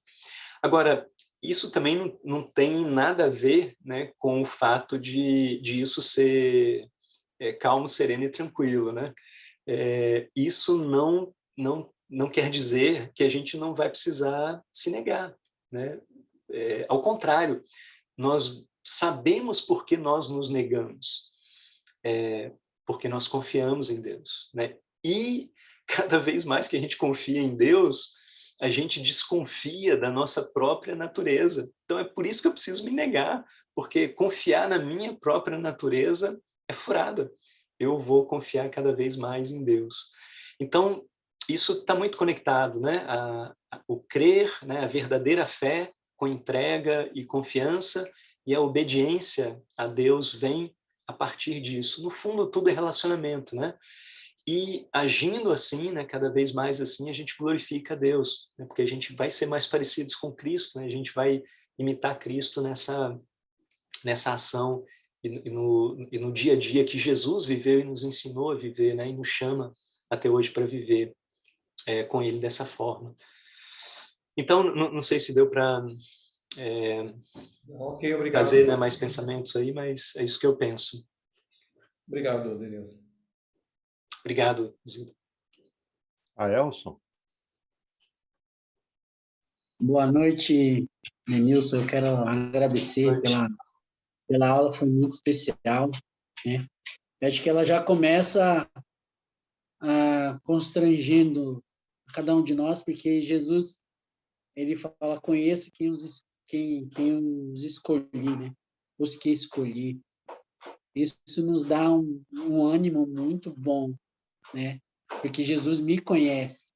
Isso me dá alegria e segurança para continuar, né? E depois você cita, né, que numa das perturbações dele, o Pai responde: eu já o glorifiquei e o glorificarei novamente. E isso traz ainda muito mais refrigério. Eu acho que para a gente, como discípulo, quando Jesus afirma em Mateus 28, 18 ao 20, no finalzinho ele fala: eu estarei com vocês todos os dias até o fim dos tempos, né? Isso também deve nos dar força a cada dia para continuar, para buscá-lo, né? E isso me deixou muito grato. Eu queria agradecer pela aula mais uma vez. E eu não tenho pergunta, né? Já está muito claro. Mas muito obrigado mesmo. Obrigado, Elson, por destacar esses pontos aí, né? É tudo muito interessante, de fato. Eu fico pensando, assim, a gente não abordou muito isso, né, durante a exposição aqui, mas quando Deus fala, né, eu já o glorifiquei, eu glorificarei novamente, né? A cada ensinamento que Jesus falava de acordo com a vontade do Pai, a cada milagre que ele fazia, né, a cada tempo com os discípulos, que em tudo isso Jesus transmitia o que Deus é, né? Ele veio para revelar quem é Deus. Em tudo isso, o Pai o glorificava. Os discípulos, as pessoas, né, o admiravam porque ele refletia essas coisas vindas do Pai. E Deus fala, né, eu vou glorificar na cruz, e depois, né, ao longo dos tempos, né? Então, isso é muito legal. Obrigado. Eu que agradeço. William? Boa noite, Denilson, boa noite, demais irmãos. Muito bom, muito obrigado mais uma vez por essa oportunidade de ouvir, né, um contexto tão profundo para as nossas vidas. E à medida que você estava falando, Denilson, sobre imitar, né, imitar a Cristo, né, sobre a cruz, veio muito à minha mente a passagem de 1 Coríntios 1:18, né? E a mensagem da cruz é loucura para os que estão perecendo, mas para nós que estamos sendo salvos, é o poder de Deus, né? Então, tudo isso aí reflete exatamente todo esse poder de Deus em nossas vidas, né? Eu acho que deixa bem claro que não há como a gente não servir a um Deus olhando para Cristo, vendo uma entrega tão incondicional por nossas vidas, né? E exatamente aí como você falou, Cristo passou por sofrimentos, passou por exatamente processos que o levou, né, à maturidade. E aí veio outro ponto exatamente, por incrível que pareça, de Efésios 4:13, né, que fala muito sobre exatamente de alcançarmos a unidade da fé, o conhecimento do Filho de Deus e cheguemos à maturidade com um objetivo principal, né, atingir a medida e a estatura da plenitude de Cristo. É esse o desejo de Deus para as nossas vidas, né, com certeza. E aí, quando você falou sobre esses pontos, né, né, de imitar a Cristo, olhar para a cruz, é exatamente isso que Deus coloca em nossos corações. Eu digo aqui que é um privilégio podermos participar, porque é exatamente onde estamos nos amadurecendo, fundamentando nossa fé, com maior convicção. E esses contextos, eles sempre nos levam a refletir, poxa, Jesus Cristo como o nosso mestre e Senhor, ele passou por tantas dificuldades, então não tem como nós, pecadores, também não passarmos. Mas a certeza que nós temos é Cristo foi obediente até o fim, né? Cristo teve um propósito para exatamente chegar à cruz e mostrar o seu amor pela humanidade. E é nisso que devemos estar certamente firmados, né? Nessa fé inabalável. Obrigado mais uma vez aí pela oportunidade, Denilson. Foi muito bom. Parabéns. Valeu, William. Obrigado aí pelo comentário, né, o compartilhamento. Eu acho interessante porque essa fé, né, que a gente está falando aqui, que glorifica a Deus, a gente não pode esquecer nunca que ela vem pela palavra de Cristo, né? A fé vem pelo ouvir, né, ouvir a palavra de Cristo nos nossos corações. Então, o propósito da escola bíblica, né, ou de cada tempo que a gente tem nas igrejas, na igreja em casa, né, uns com os outros, é a gente se inspirar com a palavra de Deus, né, e deixarmos Deus ampliar a nossa visão para que essa fé que glorifica a Deus seja cada vez mais fortalecida, né, nos nossos corações. Obrigado aí pelos comentários também. Legal. Sueli?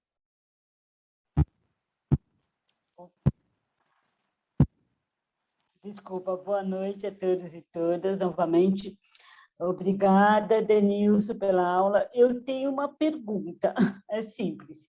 É assim, aqui em Romanos 8, Paulo falando que sobre a mente controlada pelo Espírito, né? Fala a vida dominada pelo Espírito Santo, eu não vou ler, né? Mas fala várias partes, mas no versículo 10 fala, mas não é essa não. Fala sobre a gente não está, vou ver onde está, porque agora me perdi, desculpa. Fala sobre paz, né? No versículo 6. No versículo 6 de Romanos 8, fala sobre a mente controlada pelo Espírito de Deus, terão a vida eterna e a paz. E, assim, eu vejo que Cristo, mesmo com as perturbações dele, ele tinha um relacionamento com Deus, né? Que eu não sei ter, eu vou falar sobre mim, né? Porque também no versículo 26 fala sobre que o Espírito de Deus, ele vem nos ajudar na nossa fraqueza, pois não sabemos como devemos orar. Mas o Espírito de Deus, com gemidos que não podem ser explicados por palavras, pede a Deus em nosso favor.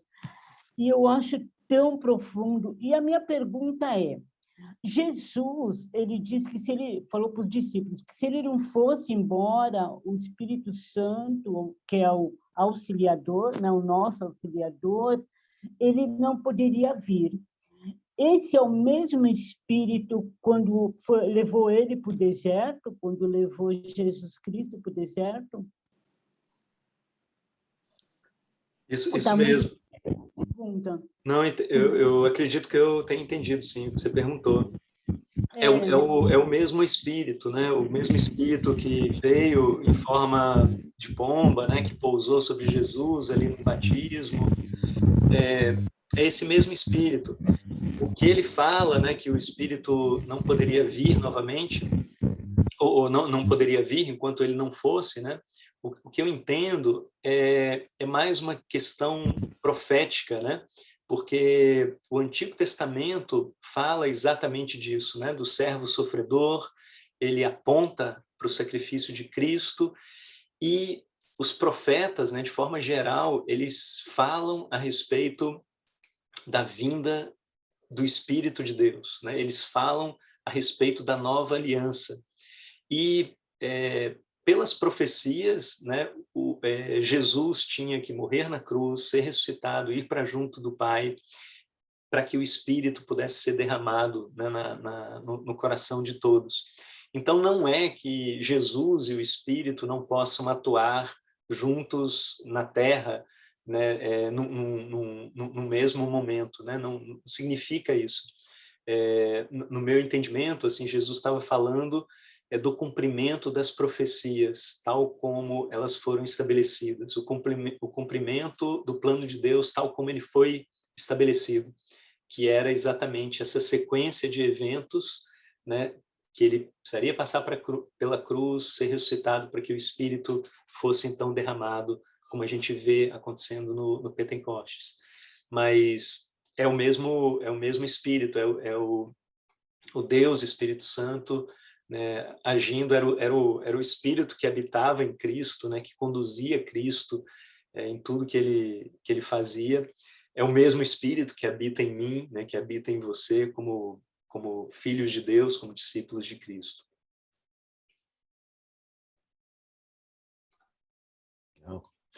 Newton.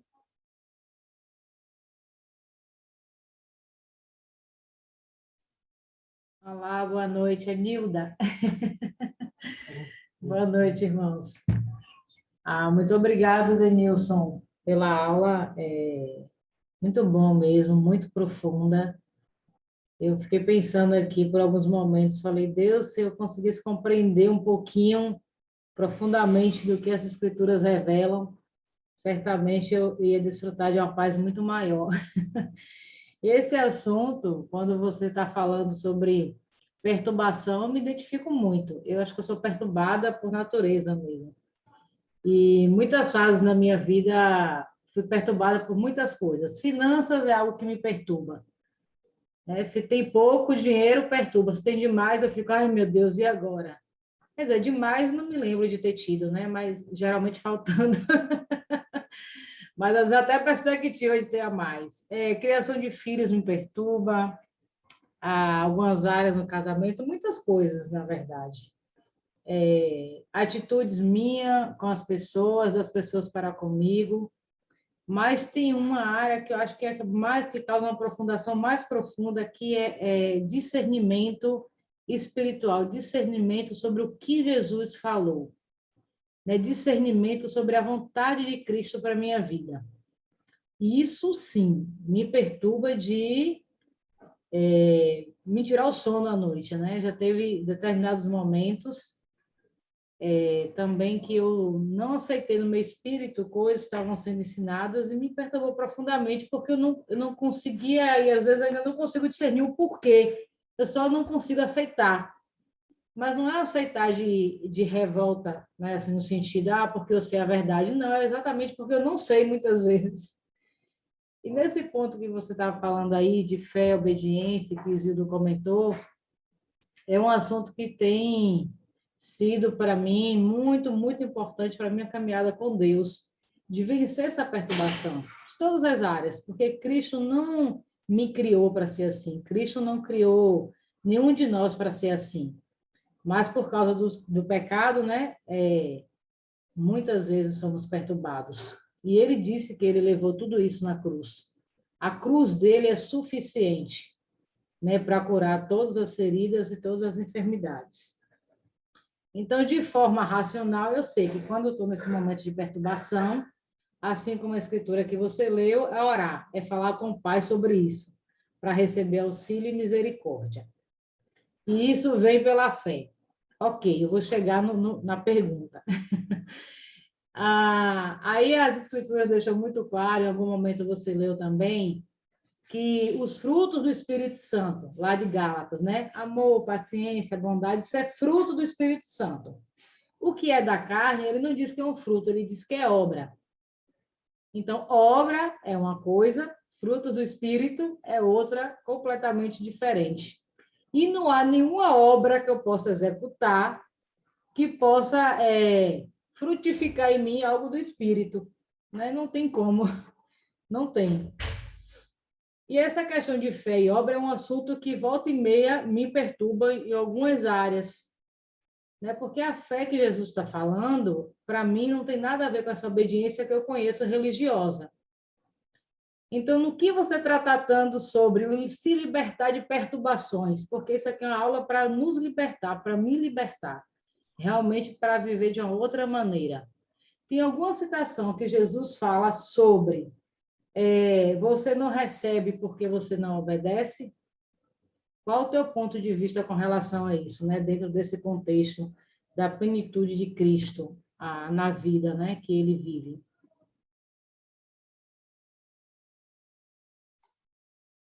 Certo, Nilda. Obrigado por expressar, né, o seu coração e aí as certas angústias, né, e essas lutas assim para entendimento e tudo mais, que eu acho que em alguma medida é a luta de todos nós, né? Assim, a primeira coisa que me vem à mente, né, lá dos primeiros comentários que você fez, isso remete muito, na minha visão, assim, ao que a Bíblia fala sobre exercício, né? Quando Paulo fala exercícios espirituais, né? Quando Paulo fala, o exercício físico é muito bom e tudo mais, mas o exercício espiritual é de suma importância, né, para a vida. Então, a gente não vai adquirir discernimento, né, sabedoria ou entendimento, né, em alguma questão que é nebulosa para a gente, assim, da noite. A gente pode, Deus pode fazer o que Ele quiser, Ele é poderoso para isso, né? Mas o processo das coisas espirituais, né, vem pelo caminhar com Deus, né? Pela vida, pela dedicação do nosso tempo, né? Por esses exercícios espirituais diários, né? Quando a gente viu sobre a videira verdadeira, a gente falou os meios, né, de permanecer em Cristo, né? O estudo da palavra, né, mais aprofundado, assim, em termos de espírito mesmo, a oração. Então, a partir disso, a gente vai tendo entendimento, né, das coisas. Eu poderia citar assim, vários exemplos da minha vida de coisas assim que eu não entendia e eu pergunto para Deus, né? Puxa, Deus, isso daqui eu não consigo. Já até conversei com pessoas a respeito, tal, mas alguma coisa não encaixa assim para mim no íntimo. Me mostra isso, por favor. Às vezes, algumas respostas demoram semanas, meses, talvez até anos, mas Deus nos fala, sabe, no momento certo, no tempo certo, da forma que Ele acha adequada, né, e conveniente. Então, e essa experiência é maravilhosa, assim, de fortalecimento de fé. É a gente perguntar e Deus ir nos ensinando, né, por meio de irmãos, por meio, às vezes, de um livro, por meio de um tempo na Bíblia ali que eu estou lendo, né? Isso é uma experiência muito enriquecedora, assim, na fé. Agora, a questão sobre fé e obediência, né? Eu acredito que, e a gente explorou isso mais também nesse tempo, nesse encontro que a gente fez. Eu não sei se você conseguiu participar desse especificamente, que foi o da videira verdadeira, né? A gente enraizado em Cristo. Se não, eu te aconselharia a dar uma olhada, né, lá na gravação, que talvez possa te ajudar. Mas essa obediência vem por relacionamento, né? A sequência do que a gente apreende da Bíblia eu inicio um relacionamento com Cristo, eu começo a amar a Cristo e aí eu obedeço a Cristo num contexto prático de vida, mas é isso que acontece, né? E essa ação do início ao fim é por meio do Espírito, né? Eu me aproximo de Deus, né? De Jesus Cristo, pela ação do Espírito. Eu entendo as Escrituras pela ação do Espírito na minha vida. Eu vou recebendo esses presentes, ao mesmo tempo caminhando, né? E com decisões firmes na direção de Deus, mas o coração obediente, né? Essa obediência que a gente observa, né, em Cristo, e a gente observa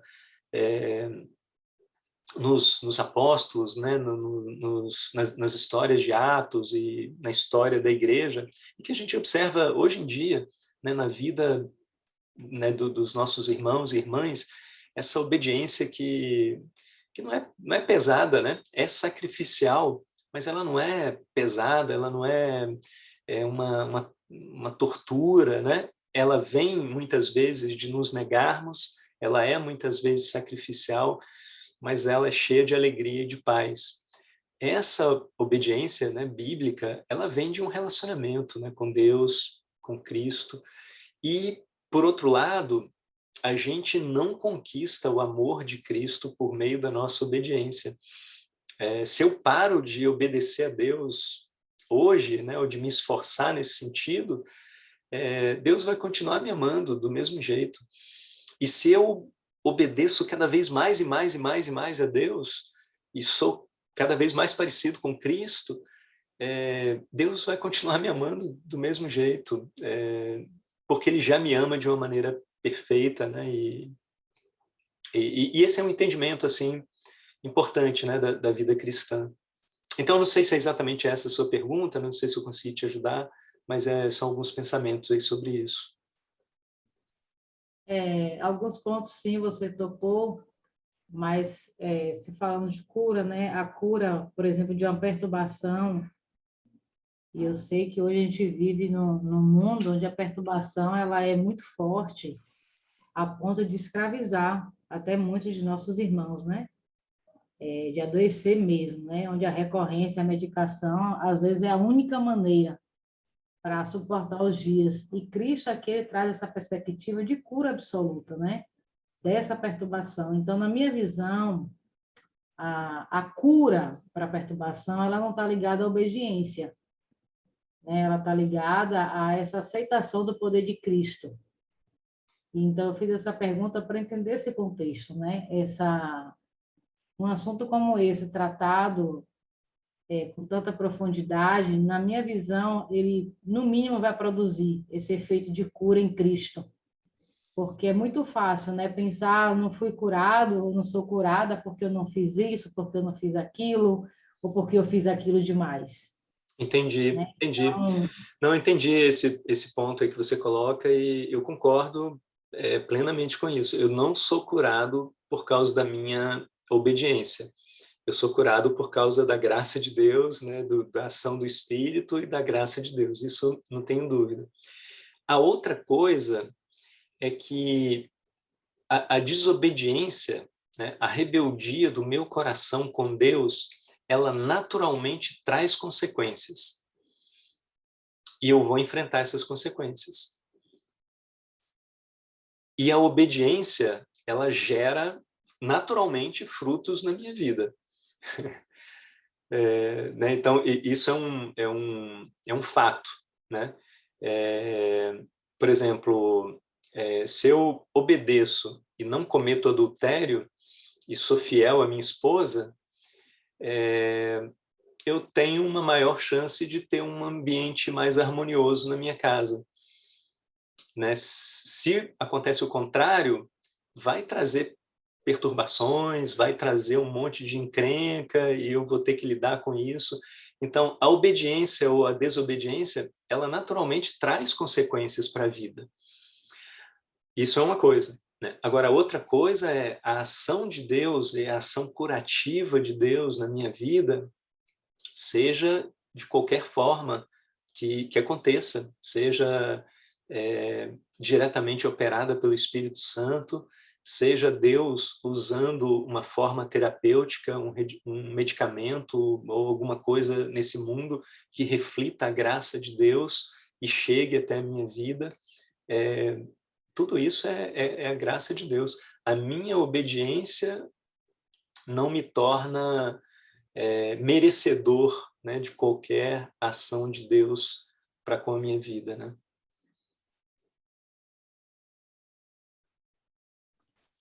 sim, Ok. obrigado. Alex?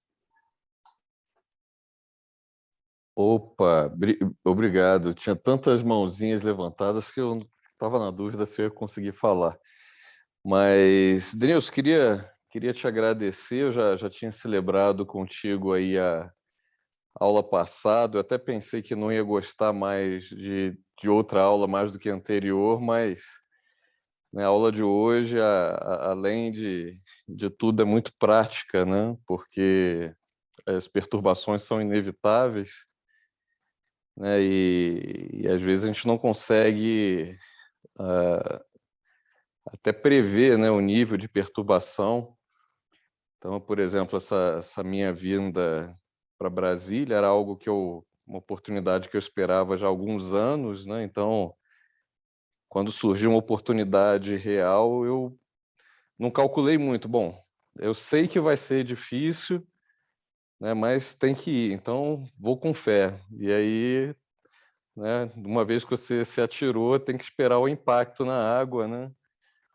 Então, essa aula é muito, mais do que agradável, ela é muito útil, né, para tratar das perturbações.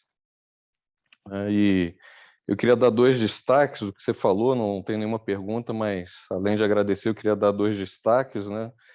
Primeiro, da perturbação como uma oportunidade para glorificar a Deus, né? Então, ontem eu tive um feedback lá no trabalho, comentei contigo também um pouco das dificuldades lá, né? Mas foi justamente da oficial mais moderna que eu tenho lá. Não é uma menina, né? Uma profissional que é formada em engenharia, arquitetura, né? Então, uma super profissional, mas a gente tem, além do ambiente técnico, né? Dos engenheiros, arquitetos, tem o lado militar, do ambiente militar, né? E além das dificuldades que eu tenho lá, tem as dificuldades pessoais também que estão, né, permeando esse momento. E ontem ela expressou, poxa, comandante, né, mas o senhor, apesar de estar passando por tudo isso, não está, né, passando isso para a gente, né, não está descontando em nós, está nos conduzindo aqui, né? Então, isso me alegra profundamente, porque eu sei que isso é espiritual, né? Eu estou conseguindo, né, separar as minhas dificuldades e cuidar daqueles que Deus me entregou lá no trabalho para cuidar, né? Então, eu tenho responsabilidades lá da liderança. Então, quando eu ouço esse tipo de feedback, eu penso, não, isso é Deus, isso é Cristo, é o Espírito de Deus que está me ajudando aqui, apesar de tantas dificuldades e tantas perturbações, né? Eu tô dando aqui um testemunho de vida que glorifica a Deus. Isso me dá uma oportunidade aí de anunciar o Evangelho também, né? E o outro aspecto, né, que eu queria destacar é o que você falou da parte da comunidade curativa, né? A gente tem tantas dificuldades, tantas perturbações, né, no ambiente profissional, no ambiente familiar, né? Então, realmente é fundamental, né, que quando a gente tenha, né, um encontro, uma comunhão, né, seja uma oportunidade terapêutica, curativa, né? Então, te agradeço agora publicamente, né, também pelo acolhimento que você me deu chegando aqui em Brasília, nesse momento aqui, por enquanto, conturbado, mas, né, eu estou com essa fé, tenho visto Deus trabalhando em tudo aqui.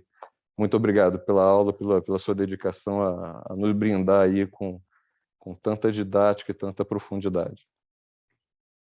Muito obrigado, Alex. Eu fico muito feliz, assim, né, da gente estar mais perto, né, agora, aqui em Brasília, uma alegria enorme e me alegra muito, assim, essas coisas que você compartilha, né, e esse feedback aí, por exemplo, né, porque a gente sabe, né, que isso vem de Deus, né, isso não é nosso. E eu confesso a você, uma dificuldade, sabe, que às vezes eu tenho e às vezes eu fico lutando esse meu coração, né? Quando em situações parecidas, né, com essa que você relatou aí no trabalho, é, é, é eu pelo menos sinto uma certa dificuldade, ainda que eu expresse isso, né, claramente, mas às vezes as pessoas têm dificuldade de entender que isso vem de Deus, né? Eu quero dar glórias a Deus com isso, mas a coisa fica muito no nível humano, e às vezes eu me sinto até um pouco frustrado, sabe? Porque, puxa, olha, o que eu preciso fazer para que você enxergue que isso que não é nenhuma grande coisa, né? Que seja, mas isso você tem que enxergar que é Deus, né? Fazendo, operando, né? E, enfim, mas de toda forma, assim, eu acho que isso produz um ambiente, né, que ajuda a gente a comunicar o evangelho no ambiente de trabalho, né? Então, mas realmente a minha oração, né, para cada um de nós aqui, é que Deus seja glorificado por meio das nossas vidas, né, com tudo que Ele nos deu e pela ação, né, dele nas nossas vidas, que o nome dele seja honrado e seja glorificado, porque é isso que importa, né? Obrigado, viu? Já que uma hora a gente precisa terminar, e isso sobra para mim, né? Então, pessoal, na verdade eu queria muito, mais uma vez, agradecer aos comentários, a participação. Às vezes a gente vai lendo o que está sendo escrito aqui no chat também. Eu sei que alguns ergueram a mão e depois desistiram, talvez porque já tinham sido respondidos. Mas, de fato, quis agradecer a cada um de vocês que tem estado conosco cada semana. E também te agradecer muito, Denilson, pelas reflexões, pelo que você tem trazido, pela maneira como você vive e traz essa vivência para a gente.